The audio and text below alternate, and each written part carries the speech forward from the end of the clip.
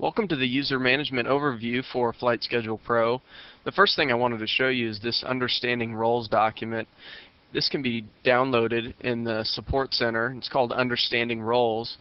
And if we scroll down, we'll see a couple helpful images. Maybe you're familiar with roles and permissions. Flight Schedule Pro uses a pretty standard roles and permissions framework. And this really illustrates that we have a group of users that's assigned to a role. In this case, it's a scheduler's role. And that role has permissions and it has preferences. Example of a permission is these users can make reservations for other users. And a preference would be these users can make an unlimited number of reservations. So you have a key to do something on the system, and then preference is really a different level of restriction on that role. And you can decide what permissions you want to give each group of users, and you can create your own roles if you want to. Here's a second example. Here's a group of users assigned to our standard users role, and these users have permission to make reservations. A preference sample would be these users can make a maximum of 2 reservations per day. So those are a couple of samples. If we go to Flight Schedule Pro and log in as Bill Admin, and we need to be a user that has permission to edit roles, and under the company menu we'll see roles, and that gives us a list of our roles, and these are samples. The first role in our list is the administrator role, and this is a role that you can't change the name of it. You can't make near as many edits to it as the other roles. But something I want to recommend is that you shouldn't have more than 1 or 2 maybe users assigned to the administrator role. This is a master administrator role. By default, it gets all the permissions on the system. And that really can't be changed. So if you absolutely need to have some high-powered users, we recommend that you create a secondary role, and you can assign as many permissions as you want to it, but it's under a level in the hierarchy so that these administrators maintain control over that second level.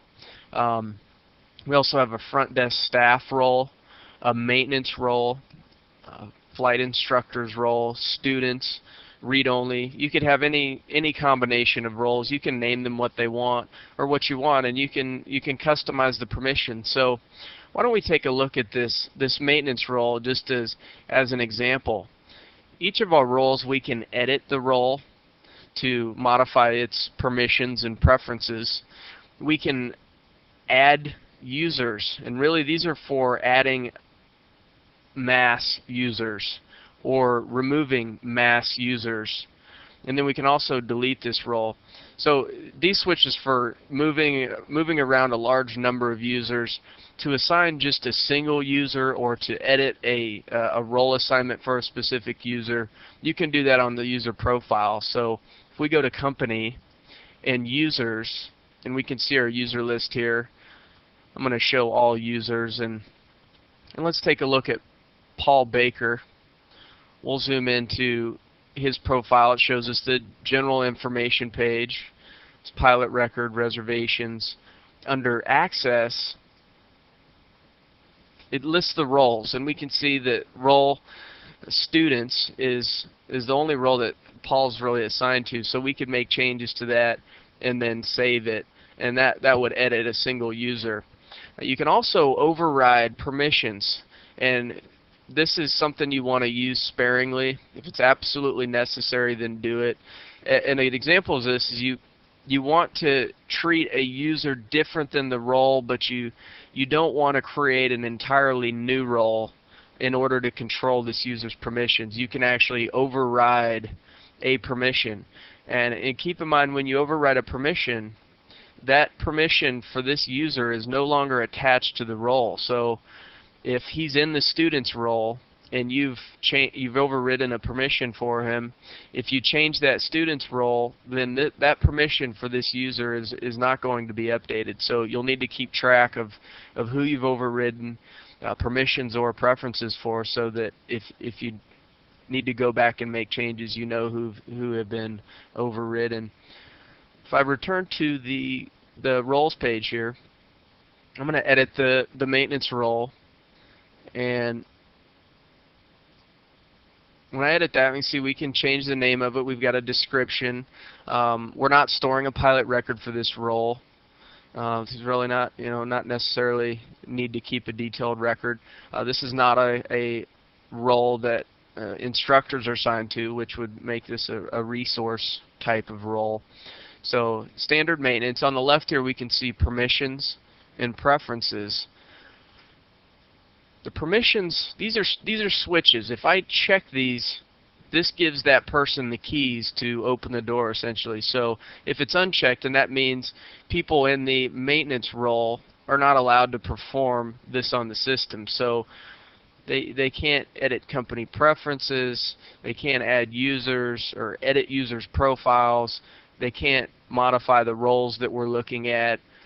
They can actually edit resources. So for example, resource is an aircraft, and we can see that aircraft instructor, so this person could log in and edit an aircraft, which they'll need to be able to do to take a look at the current time on the aircraft, hobs and tack entries, and maintenance reminders. If we go to the scheduling section, we do have a permission that they can override reservation errors, and this is just a sample of how it can be set up. They don't have any communication permissions. Under maintenance, though, being a maintenance role, we want to give this user permissions under the maintenance role. If we are tracking squawks, we give them the squawks permission, maintenance reminders, and then flights. This maintenance person may need to create maintenance reservations for the aircraft and record maintenance flights for the aircraft. So we also gave them flight permissions. The other basic information, these are not so much administrative permissions. These are personal. So we also enable this person to edit and delete reservations, make reservations, view the schedules. So just a good example. I'm going to go back to our roles list, and let's take a look at our students role. I'm going to edit that, and the permissions for the students are similar. So if we scroll down, we see the administrative permissions at the top. There's not a whole lot of things checked. One thing, we're not giving these users the ability to view other people's names on the schedule, so we're keeping the private schedule in this case. So all they can see is that it's been reserved, so our students can't see everybody's names and contact information on the schedule. If we scroll down, not very many administrative permissions in this case. Now, for the personal permissions, you can edit emergency contact information. They're not able to edit their pilot information because in this case we want to keep that as our internal record. They can see the messages, they can see the bulletin board, they can add bulletin board posts, they can edit reservations, delete, view the schedules, make reservations. This is pretty standard for personal permissions for a standard user. So if we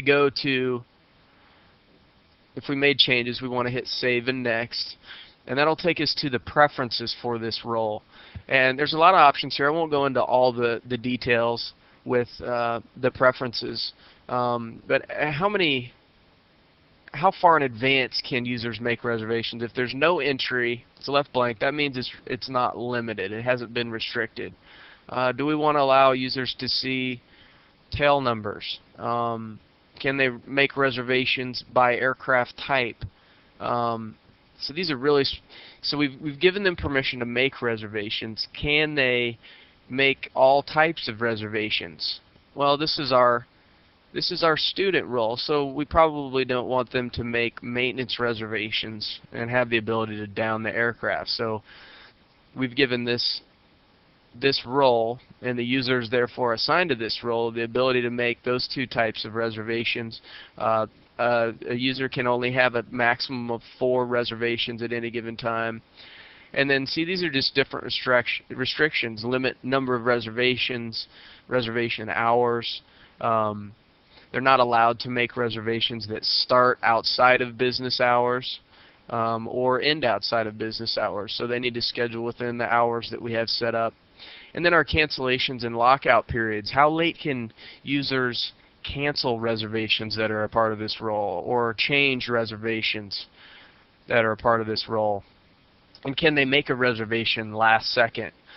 So just an example of a few of the role preferences that you can put in place, and it's powerful because you can set these roles and these permissions and preferences different depending on the type of user, and then you can keep track of what users are allowed to do, and then quickly modify what that group is able to do. So you may want to start out, you say, we're not ready for people to make appointments on their own. We just want to be able for them to be able to see the schedule, log in, and gain access so that they don't have to call in every time to check the schedule. And then maybe at a later date you actually want to enable them to make a reservation. You could do so by editing the role and going to the permissions and checking that permission and saving it. So very flexible user permissions and preferences framework on Flight Schedule Pro.